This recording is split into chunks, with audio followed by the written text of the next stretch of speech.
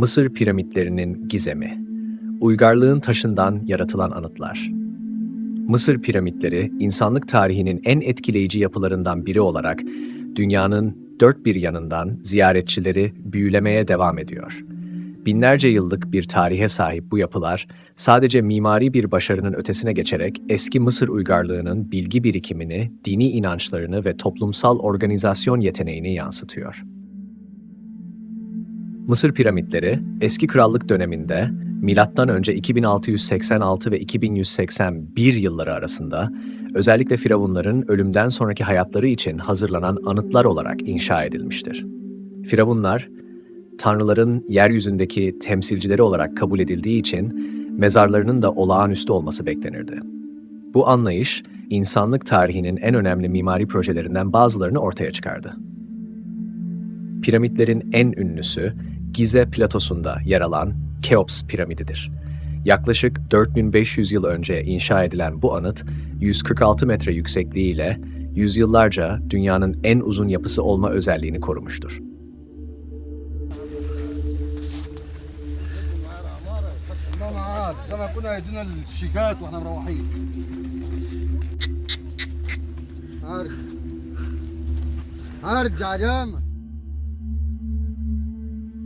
Piramitlerin inşasındaki gizem. Piramitlerin yapımı sırasında hangi tekniklerin kullanıldığı hala tam olarak bilinmiyor. Bazı teorilere göre çamur ve ahşaptan rampalar taşları yukarı taşımak için kullanıldı. Ancak 2,5 ton ağırlığındaki dev kireç taşı blokların milimetrik bir hassasiyetle yerleştirilmesi bu uygarlığın ileri düzeyde bir teknik bilgiye sahip olduğunu gösteriyor. Bilim insanları piramitlerin şaşırtıcı hassasiyette kuzey-güney eksenine hizalanmış olduğunu tespit etmiştir. Bu durum eski Mısır'ın astronomik bilgide de ileri olduğunu ortaya koyuyor. Aynı zamanda piramitlerin içindeki dar tüneller ve odaların tasarımı gizemli bir iç dünya işaret ediyor. Ölümden sonra hayat ve piramitler. Piramitler sadece mezar değil, aynı zamanda ölümden sonraki hayatın bir geçidi olarak tasavvur edilmiştir. Eski Mısırlılar, ruhun Ka ve Ba olarak ikiye ayrıldığını ve bu iki bileşenin bedensel kılıntıları koruyarak ölümden sonra birleşmesi gerektiğine inanırdı. Bu nedenle mumyalama işlemi ve piramitler hayati önem taşıyordu.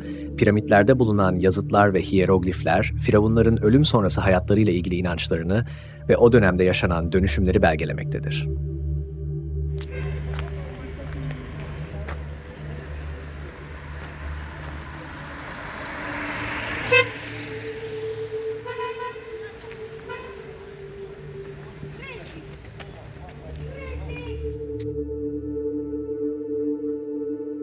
Modern teknoloji piramitlerin sırlarını aydınlatmaya devam ediyor.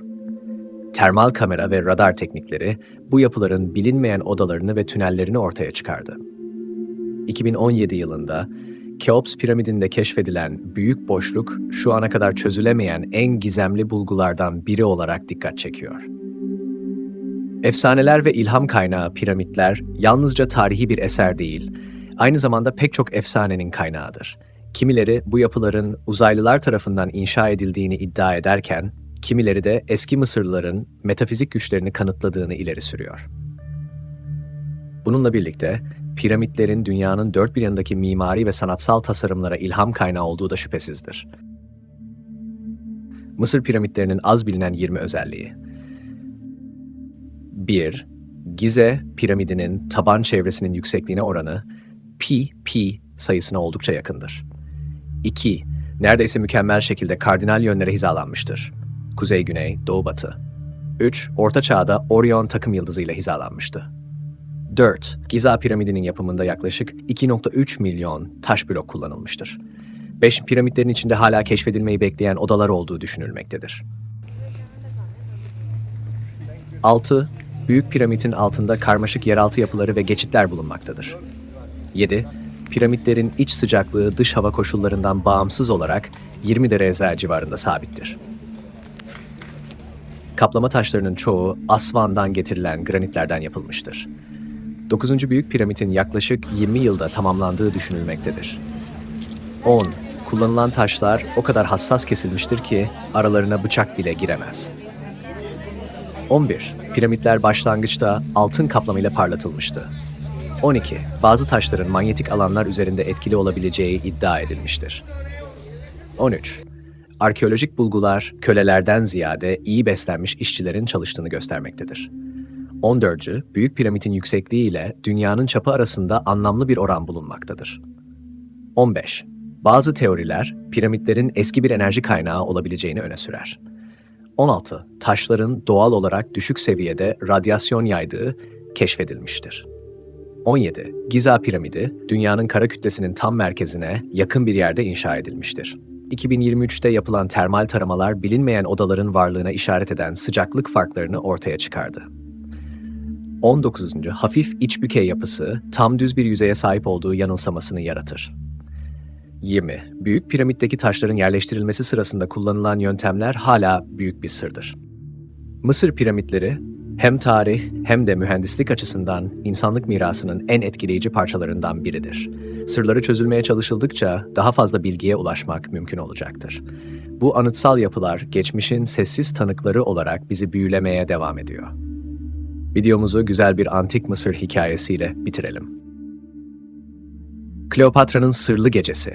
Mısır'ın parlak yıldızı Kleopatra, Nil Nehri'nin kıyısındaki Altın Sarayı'nda hüküm sürüyordu. Güzel ve zeki kraliçe, sadece güzelliğiyle değil, aynı zamanda zekasıyla da tüm dünyanın ilgisini çekiyordu. Ancak tarihin anlatmadığı derin sırlarla dolu bir gece, onun kaderini değiştirecek bir karar almasına sebep olmuştu.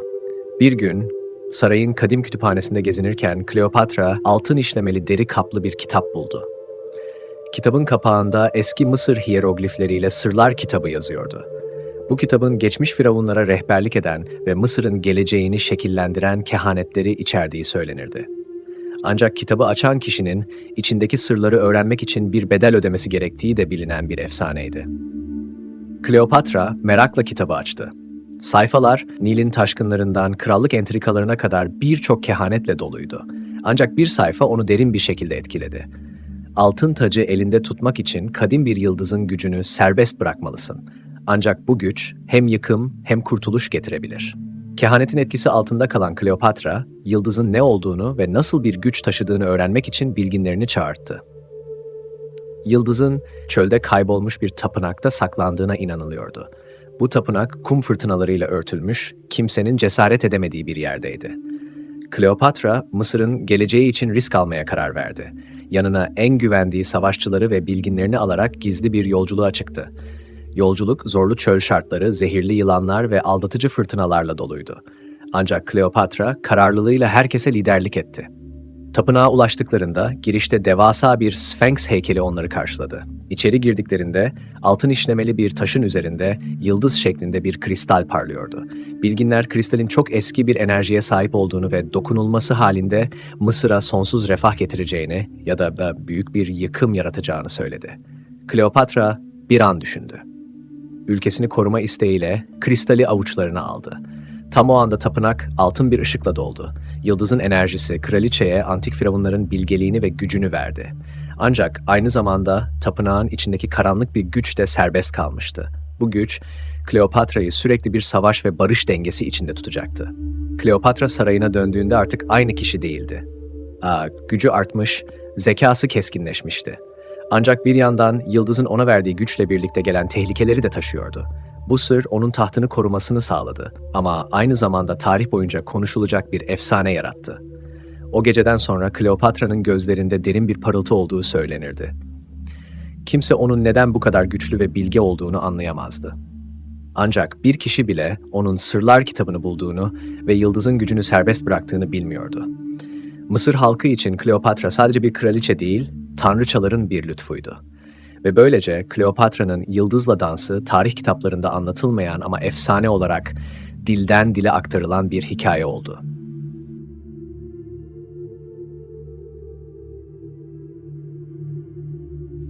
Bugünkü yolculuğumuzu antik Mısır'ın büyüleyici atmosferinde tamamladık. Nil Nehri'nin akışında saklı sırlar, piramitlerin gölgesindeki tarih ve Kleopatra gibi efsanelerin izleri her zaman unutulmaz. Videomuzu beğenmeyi ve kanalımıza abone olmayı unutmayın.